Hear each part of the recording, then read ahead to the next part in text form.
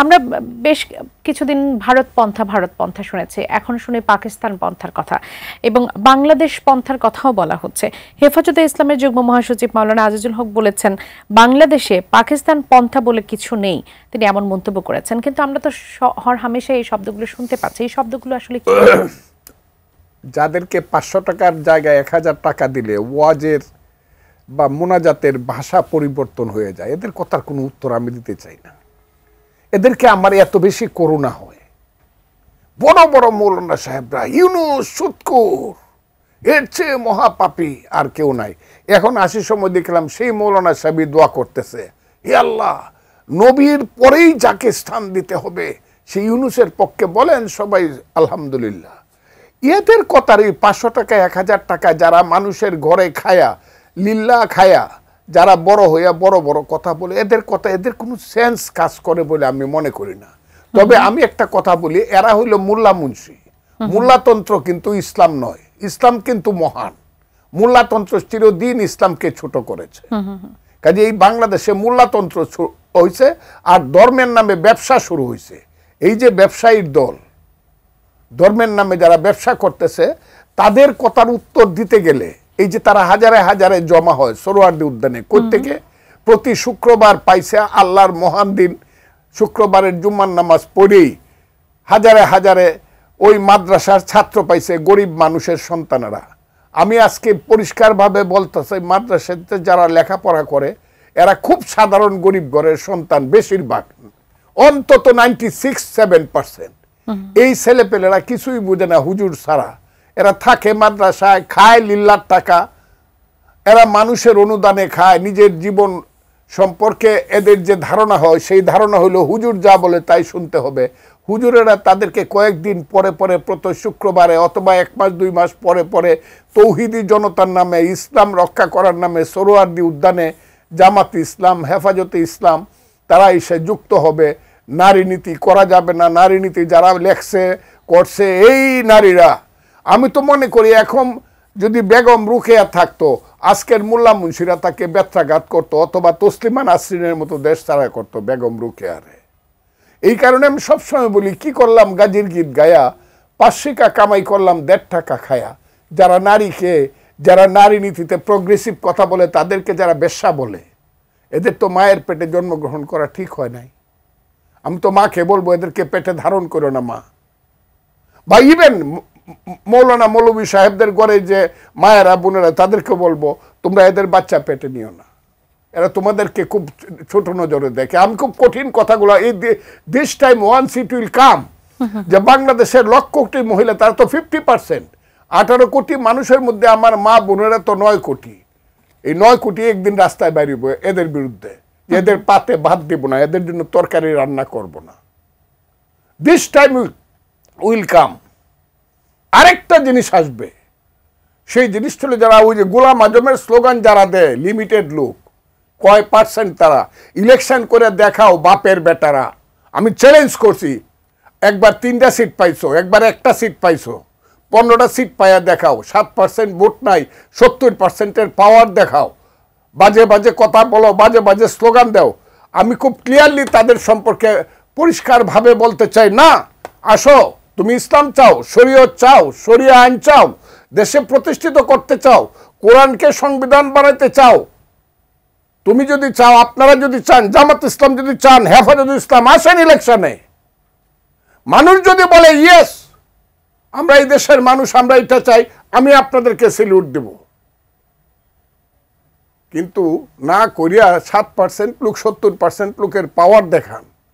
আর ওই ইউনুস সাহেবদের মতো লোকজনেরা যারা জীবনে কোনোদিন মানুষের জন্য রাজপথে নামে একটা স্লোগান দেয় নাই, মুক্তিযুদ্ধের সময় বাঙালির শ্রেষ্ঠ সময়ে যারা বিদেশে কাটিয়ে আরাম আয়েশ করছে, যারা দিনের পর দিন, মাসের পর মাস, বছরের পর বছর, কত বসন্ত আইলো, কত বসন্ত গেল, জীবনের পাতায় পাতায় কত চিহ্ন রয়ে গেল বাংলায়। একদিন যারা শহীদ মিনারে যায় নাই, একদিন যারা স্মৃতিসৌধে যায় নাই, একদিন যারা শহীদদের প্রতি শ্রদ্ধা নিবেদন করে নাই, তারা বাংলার পাওয়ার পায়া এইসব লোকজনের মাধ্যমে, এই বাংলাদেশকে আজকে নতুন ভাবে পাকিস্তান বানাতে, না পাকিস্তানও তারা বানাতে, তারা এই দেশটাকে জঙ্গিদের একটা রাষ্ট্র করতে চায়, লাইক আফগানিস্তান। যে আফগানিস্তানে আল কায়দা আসার আগে 50% বিচারক ছিল মহিলা, 62% শিক্ষক ছিল মহিলা, আজকে একজনও নাই। ক্লাস 5 পরে যদি উচ্চ শিক্ষা নিতে যায় আফগানিস্তানের কোনো মেয়ে, সে লুকায়া তাকে পাকিস্তানে আসতে হয়। তারা দেশটাকে এই করতে চায়। কি না করতেছে তারা, এই দেশটাকে কি ধরনের স্লোগান তারা দিচ্ছে, এই দেশটাকে অন্ধকারে নেওয়ার জন্য, মধ্যযুগে বর্বরতার দিকে নিয়ে যাওয়ার জন্য, যারা মুক্তিযুদ্ধকে অস্বীকার করতে চায়, প্রগতিকে অস্বীকার করতে চায়, যারা দুনিয়াদারিকে ফির দুনিয়া ওয়াফিল আখেরাত, যারা গণতন্ত্রকে অস্বীকার করতে চায়, প্রত্যেক দিন যারা ওয়াজ পড়ে পড়ে হে আল্লাহ এই দেশে যাতে আর কোনোদিন নির্বাচন না হয়, আজীবন জাতি 59 সপ্তাহে মিললে যারা দোয়া করে, যারা মুনাজাত করে, তাদের হাতে দেশটাকে দিয়ে দিতে হবে। এই দেশে আর মানুষ নাই। এই দেশে সব মানুষ শুধু মোল্লা মুন্সি হবে। এই দেশে প্রাইমারি স্কুলে একটা ছেলে পড়বে না সরয় সরয় রস্যই দীর্ঘই। এই দেশে একটা ছেলে পড়বে না পাখি সব করে রাতি পোহালো, কারণ এই কুসুম কলি সকলে ফুটিল রাখাল গরুর পাল লয়ে যায় মাঠে। এই দেশে কোনো ছাত্র হবে না যে ছাত্র বলবে বলো বীর বলো উন্নত মম শির শির নেহারি আমারই নত শির ওই শিকর হিমাদ্রির। এই দেশে কোনো বিজ্ঞান পড়বে না একটা ছেলে যে বলবে a plus b whole square is equal to a square plus 2ab plus b square. এখানে সাহিত্যিক সাংবাদিক বুদ্ধিজীবী হবে না, আধুনিক বুদ্ধিজীবী, এখানে বিজ্ঞানী হবে না, এখানে রিসার্চ হবে না। ঢাকা বিশ্ববিদ্যালয়ে এটাকে একটা সিনিয়র মাদ্রাসা বানাইছে। এখন এই আজকে দেখলাম ছেলেরা স্লোগান দিচ্ছে, জামাতের যে ভাইস চ্যান্সেলর সে জামাত, ওই রাজশাহীর ভাইস চ্যান্সেলর জামাত, সব শেষ করে দিচ্ছে। এইটাকে কে আমরা বাংলাদেশের সিনিয়র মাদ্রাসা বানানোর জন্য 1921 সনে সারা বাঙালি জাতির স্বপ্নে ঢাকা বিশ্ববিদ্যালয় হয়েছিল, যে বিশ্ব বলে থেকে দিনে দিনে মাসে মাসে বছরে বছরে ক্ষণে ক্ষণে ক্ষণজন্মা পুরুষেরা জন্মগ্রহণ করেছিল, মহামানবরা জন্মগ্রহণ করেছিল। সেই মহামানবদের মধ্যে আজকে এই বাংলায় এমন একটা অবস্থা হয়েছে, তারা সব যেন মরে বেঁচে গেছে, যারা বেঁচে আছে তারা মরে গেছে। আর এখানে এখন তাদের রাজত্ব কায়েম হয়েছে যারা বিশ্বাস করে না আধুনিকতায়, যারা বিশ্বাস করে না বিজ্ঞানে, যারা একদিন বিশ্বাস করতো না চাঁদে মানুষ গেছে, কাফের বলতো, যারা একদিন মাইক বাজায় গান বাজায় বিয়া করলে কইতো যে এই বিয়া সহি বিয়া হয় না, এটা এই বিয়ার সন্তান জারজ হবে, তারা যারা এখন ঘন্টার পর ঘন্টা মাইক বাজায় আজহারি সাবরা মৌলানা সাবরা বক্তৃতা করে, এইটার একটা ব্যাখ্যাও দেয় না যে আগে কেন এটা কইছিলেন। এই যে দেশ, এই দেশটা সৃষ্টি করার জন্য তো আমরা যুদ্ধ করি নাই। আমি যখন যুদ্ধে যাই আপনি শুনবেন আমি কেন এইসব কথা বলি। আমার বয়স তখন 23 বছর, এর আগে 10 বছর আগের থেকে আমি পলিটিক্স করি, স্লোগান শিখছি। তোমার আমার ঠিকানা পদ্মা মেঘনা যমুনা, জেলের পর জেলে গেছি, মাসের পর মাস পাকিস্তান আমলে। খুব ছোট ছেলে ছিলাম না, মুক্তিযুদ্ধের সময় MA ফাইনাল ইয়ারে পড়ি ঢাকা বিশ্ববিদ্যালয়ে, 116 নম্বর ইকবাল হলে থাকি। এই সিরাজুল আলম খান, এই যে হারামজাদা আওয়ামী লীগাররা ক্ষমতায় থাকতে শেখ হাসিনা, যাদের মধ্যে কোনো ধরনের কৃতজ্ঞতা বোধ ছিল না, সিরাজুল আলম খান মরার পরে একটা শোক প্রস্তাব পর্যন্ত নেয় নাই। সেই সিরাজুল আলম খান তৎকালীন বাংলাদেশের শ্রেষ্ঠ রবীন্দ্রসঙ্গীত শিল্পী জাহিদুর রহিমরে ডাকে আইনা বললেন, জাহিদ ভাই এই গানটা গান তো, আমার সোনার বাংলা আমি তোমায় ভালোবাসি, এটার আমি ফজলুর রহমান সাক্ষী। এই গানটা জাহিদুর রহিম গাইল। তারপরে গাইলো গান তো ধনে ধান্যে পুষ্পে ভরা আমাদেরই বসুন্ধরা। এগুলা কইলে পরে কান্না আসে। এখন গান তো গাওয়ার পরে কইলে গান দুইটাই চমৎকার, কিন্তু এই গানটা হলো বিশ্বকবি রবীন্দ্রনাথ ঠাকুরের, এটাকে আমরা জাতীয় সঙ্গীত হিসাবে সিলেক্ট করি। It is in the year 1970, 1971 সন না 70 সনে। ওই যে এই শিবনারায়ণ ছাত্রলীগের কর্মী, কুমিল্লা নেতা শিবনারায়ণ দাস, শিবনারায়ণ তুই কি পতাকাটা আঁকতে পারবি রে? 1 তারিখ স্বাধীনতার পতাকা দেখতো, লাল সবুজের পতাকা, উপরে থাকবে বাংলাদেশের ম্যাপ, না হলে ইন্ডিয়ানরা আমাদেরকে ভুল বুঝবে। সেই ছিল শিবনারায়ণ দাস।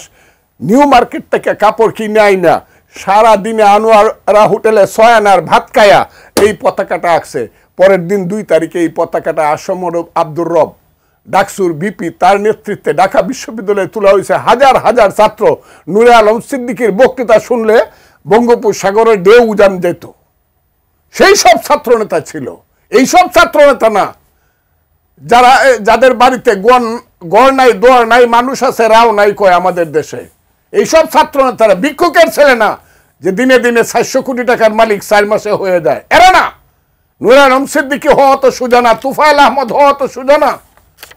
স্বাধীনতার পরে অনেক নেতা হয়েছে, আমাদের বন্ধুরা নেতা হয়েছে, আমরাও কিছু রাজনীতি করছি, ছাত্র রাজনীতি। আমি কেন বলি, এই যে যুদ্ধটা হয়েছে এত সহজ না। কত মায়ের বুক খালি হয়েছে, কত বাবা সন্তান হারা হয়েছে, কত মা স্বামী হারা হয়েছে, কত বাড়ি ঘর পরে সরকার হয়েছে।